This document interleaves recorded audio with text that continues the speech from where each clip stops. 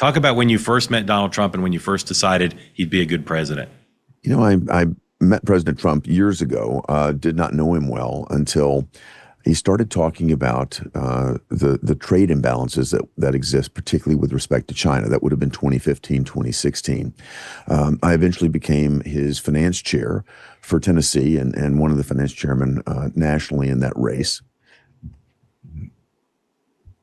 And the result of that was that we certainly carried my part of the country that I was responsible for, got to know the president much better in the process. And then I came in literally the day after the election into Trump Tower to help work through the transition process and stayed with him until the 20th of January when I turned in my paperwork to be the U.S. ambassador to Japan. And then after a long delay that was instigated by then Chuck Schumer, I finally made it to the post later in 2017 to Tokyo. And I've known him well since then. In fact, President Trump came to visit me in Japan 3 times when I was ambassador and he was president in the first term, more than any other country. He came to visit. He was just there in playing golf with one of my old friends, Matsuyama-san, I think. But he developed a great relationship with Shinzo Abe. That was a big goal of mine. Abe-san was a friend, both of President Trump and myself. And we really deepened ties with Japan during his first term. The second term, I think, will be even stronger. I met with Takaichi-san, the new prime minister. She's just come into office, and she's just met with President Trump. I think they're going to have a very strong relationship as well. Yeah, I mean, based on the events they did initially, quite something. You can, if you know President Trump at all, not hard to read when he's faking it and when he really seems to have affection and respect for someone. And the two of them seem to be off to a great start. Let's stay with your relationship with the president for a second. Then I do want to talk about Japan. I try to educate people who've never met the president, including the people in America. You've got constituents like this who don't like him at all. Explain something or things about Donald Trump that you know from having spent time with him that you think you don't see reflected in the news coverage about what he's like. I think one of the things that people don't understand is that President Trump is constantly thinking about the most difficult challenges that he's got to deal with. And that's dealing with Xi Jinping, Vladimir Putin, the Ayatollahs. He shows a stern face and a strong posture at every turn. He does that for a reason. America needs to be strong. It needs to project strength. But at the same time, and I think this is what people miss, Mark, is that President Trump has a human side to him that's very dear, that's very caring. I've seen him with people. I remember meeting with him the first time with the families of people who had been abducted by the North Koreans in Japan. And President Trump spent over an hour with them, listening to their stories, holding their hands. He's got a caring side to him that seems to be missed altogether in the media. They certainly focus on the strong side. They often take the opportunity to take things out of context, et cetera. But I think what people seem to miss very often is the fact that President Trump is a very humane and caring person. Yeah, I want to come back to that point, but I want to sidebar on the abductee issue. This is the example I always give about the asymmetrical connection between the U.S. and Japan. In Japan, there's really no bigger story. A story of all these families who lost loved ones who were taken off beaches and in small towns by the North Koreans. Every Japanese person knows the story. Every Japanese person knows the names of the abductees. Almost nobody in America, including White House reporters who I've talked to about it, haven't heard of it. President Bush and President Trump have both shown great interest in this. And because of that, their status in Japan is really elevated simply by paying attention to this extraordinary piece of history. On the issue of the president's heart, you say it, everyone I know who spent time with him say it. You're a student of our political media culture. How could that piece of him that's so resonant for you and others, how could that not be reflected in the news coverage? How does that happen? I don't know, Mark. Again, you're much more of a student of the media than I am. I've been at this political life for 5 years, and it never ceases to amaze me how selective some of the coverage can be. But the media seem to be very invested, broadly speaking. I'm not talking about individual reporters, but just broadly speaking, in somehow characterizing President Trump in a manner and a means that I think is inaccurate.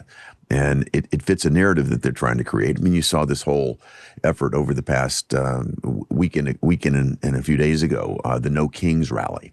Somehow President Trump is a dictator. Somehow President Trump is a king. Somehow President Trump is a threat to democracy. When you think about the real threats to democracy, it's exactly what the Democrats have been doing. It happened under Joe Biden's watch, threats that we've never seen before, weaponizing the legal system. Look, they came after me. Jack Smith in Operation Arctic Frost in 2023 came after 8 sitting United States senators. Looking at our phone records, what were they doing? What possibly was the motivation, except the fact that we were all Republicans? It's just amazing to me that the media tend to try to portray and try to project what the Democrats are actually doing onto President Trump. It's unbelievable in my viewpoint, but that's just the way it has been. Yeah. Again, I'm not saying the president's perfect, and he can be kind of an aggressive and mean person, no doubt. But to have the most covered person, I think in the modern history of the country, that's gotta be true, Mark. and to not have this aspect of him ever reflected. The other thing I always list is that he's a brilliant guy. And my liberal friends say, oh, no, he's an idiot, he's a moron. He's a brilliant person. And again, that's almost never reflected. You could read every New York Times story ever written about Donald Trump. You won't find one that says he's a very smart person. You know, he's got a sixth sense as well, Mark. I've noticed this from the beginning of working with him closely. He has the ability to intuit what's going to happen. I mean, he's a businessman for his entire career. Yeah. He's a lot of situations. He's been in a lot of tough negotiating situations as a business person. He's joked with me very often that you think politics is tough, try New York real estate. Yeah. But he is his experience really does shed light on his intuition, and his intuition has actually been extraordinary in terms of his gift to be able to anticipate what's going to happen. And in my experience, it derives his understanding of systems and economics, et cetera. But it derives first from understanding people. His understanding of people's motivations, their strengths, their weaknesses, what they're likely to do. And that's why I think he's been so active in these international things. He gets Bibi. Every president I've covered has been frustrated by Bibi, can rarely get Bibi to do what they want. Prime Minister Netanyahu, to you, I call him Bibi, but you know what I'm talking about.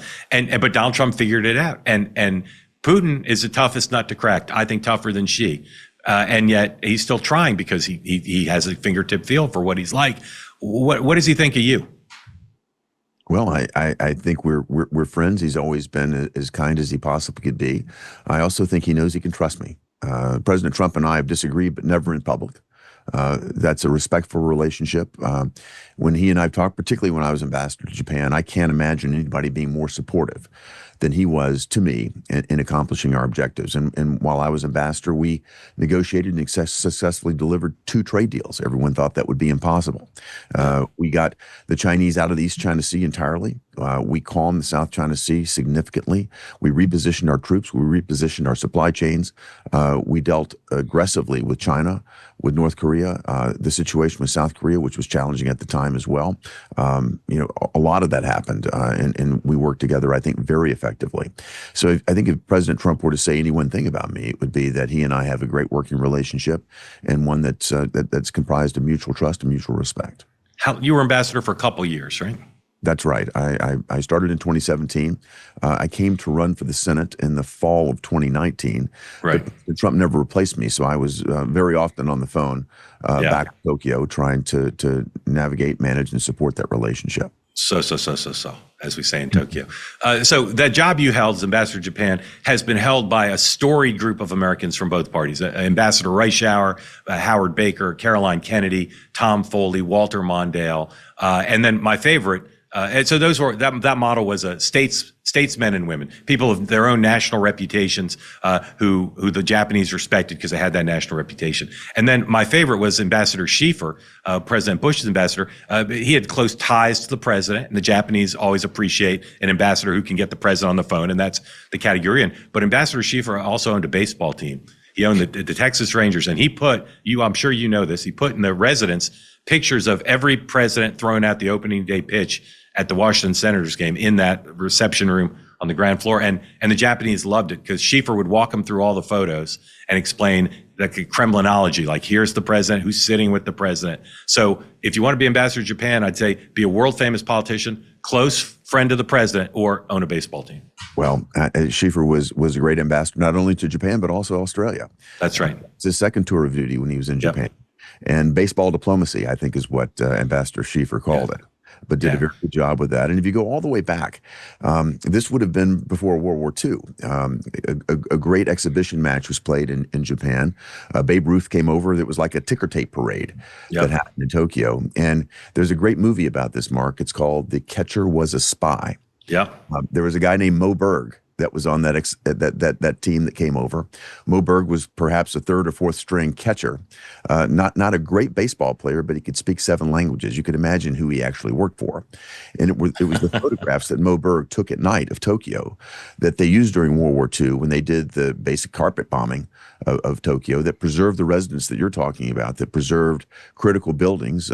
If you think about the temples that weren't bombed and destroyed, if you think about our embassy, our residence that was not bombed or destroyed, it were the photographs that Mo Berg took when he was over there. Again, the catcher who was a spy. Incredible. Was just a great story, again, of baseball and the convergence with Japan culture.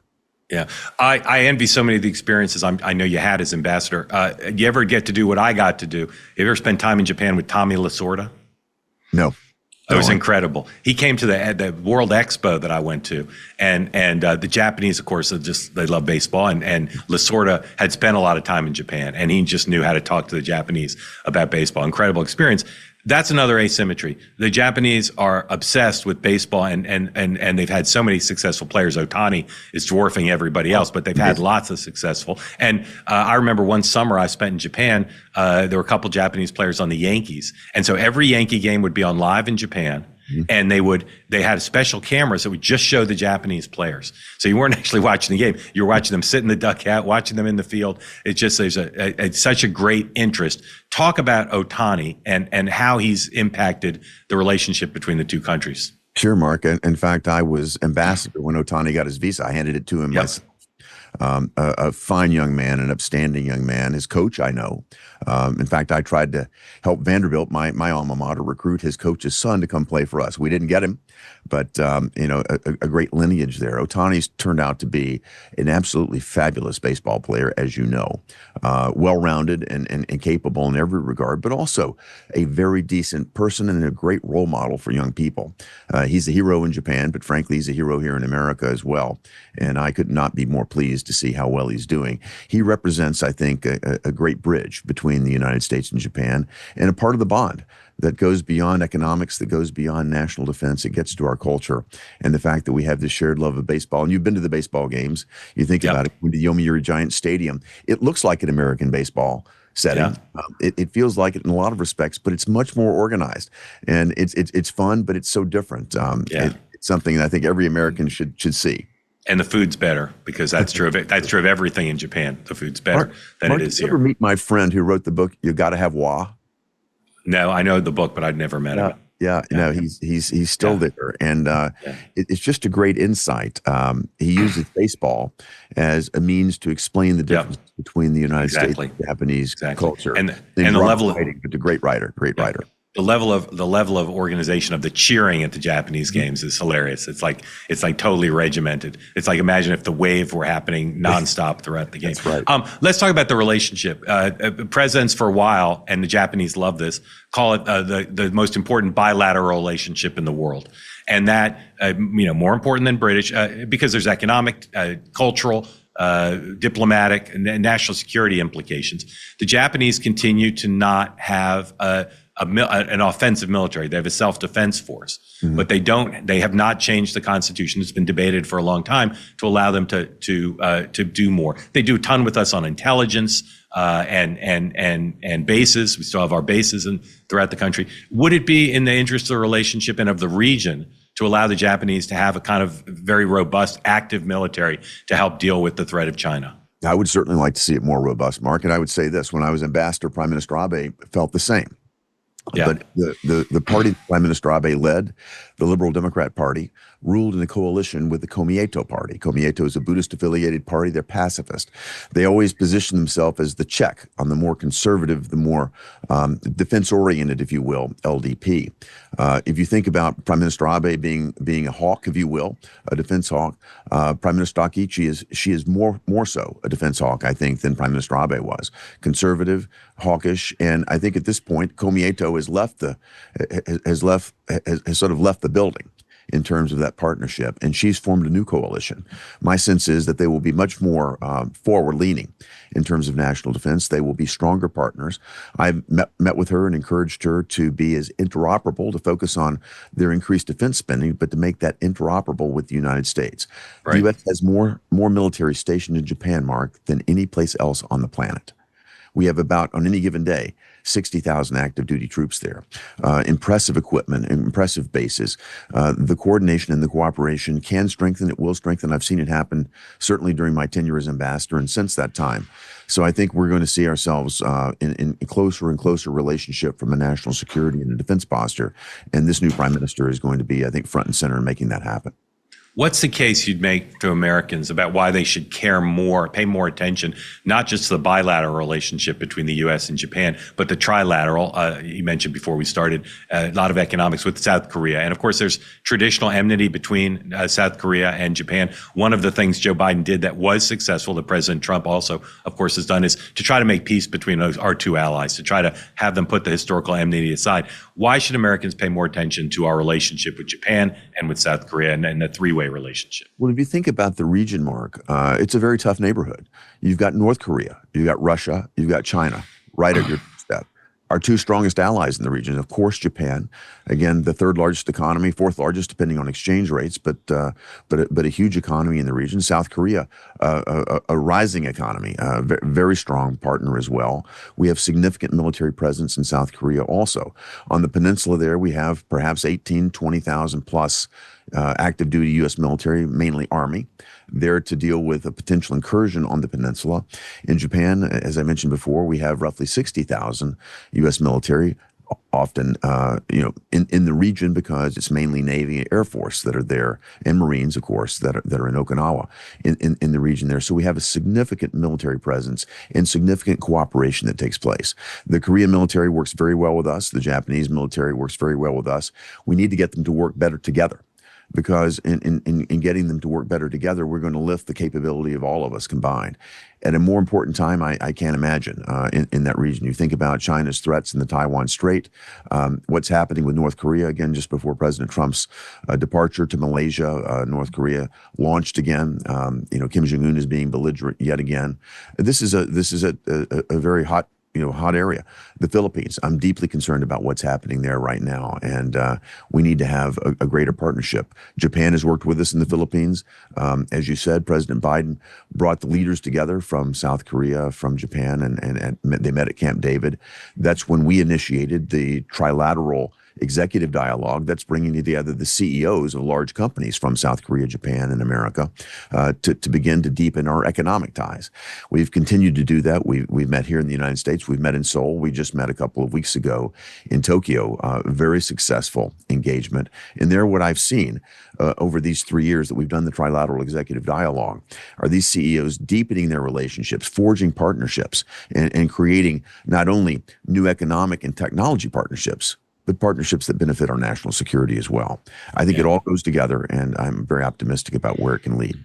If you want to be a good citizen, if you want to understand America's role in the world, I know Europe's closer. More people have been to Europe. There's more cultural resonance for at least some of the European countries. But if you care about the future of this country, pay attention to the stuff the senator just laid out: the economic, military, national security, diplomatic, cultural bonds between Japan, U.S., South Korea. It's vital. It's vital. And while it's robust, it can be a lot deeper. And what you just mentioned, that CEO activity, that's part of what's needed. But if we're going to check the existential threat from the Chinese, there has to be this trilateral relationship continue to grow. So I'm grateful to you for continuing to work on it. And again, I'd urge everybody, read into this. It doesn't get covered as much as Europe. It's further away, but it's just so vitally important.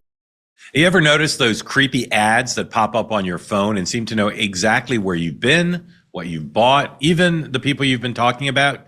You've probably asked yourself, is this phone monitoring me? Well, the truth is, your smartphone is constantly collecting and leaking data without your knowledge and without your consent. Every day, it builds a detailed profile of your life, your location, your habits, your interests, even the people you communicate with. That information is then funneled into an invisible marketplace where it's tracked, analyzed, and sold to the highest bidders. It's not just annoying, it's invasive. and it's happening all the time. But the UpPhone by Unplugged is different. It's designed to protect your privacy from the ground up. No hidden trackers, no data mining, just a secure, streamlined smartphone experience that puts you back in control. Whether you're texting, browsing, or using any app, the UpPhone ensures your personal information stays personal. It's the phone for people who are done being watched.